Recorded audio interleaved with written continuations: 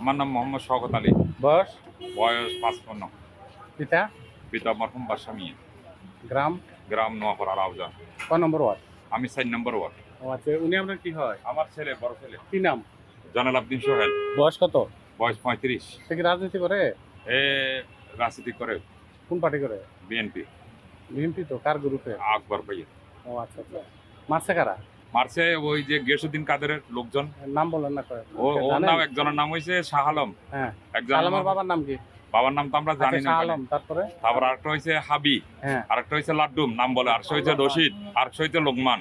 এটা কোন জায়গায় এটা? এটা বাড়ি ওরা ফলওয়ান করা, কিছু নিরামিষ করা।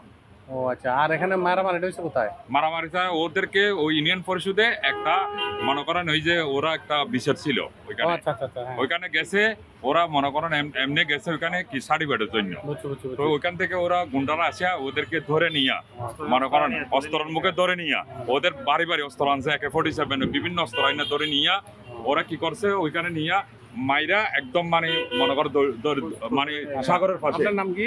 মোহাম্মদ ইফতিয়ার হোসেন সিফাত। হ্যাঁ? ইফতিয়ার হোসেন সিফাত। বয়স? বয়স 22 বছর। বাবা? মোহাম্মদ শওকত আলী। ও, এটা তোমার ভাই?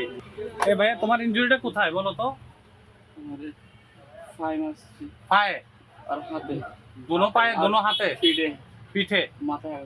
মাথায় কি দিয়ে মারছে? আমার হকি স্টিক দিয়ে মারছে। Hockey stick? আমার কারা কারা? হাবিব, হুম বেশি মার লাড্ডুম, হুম লুকমান, হুম শাহ আলম, হুম টিটু, হুম।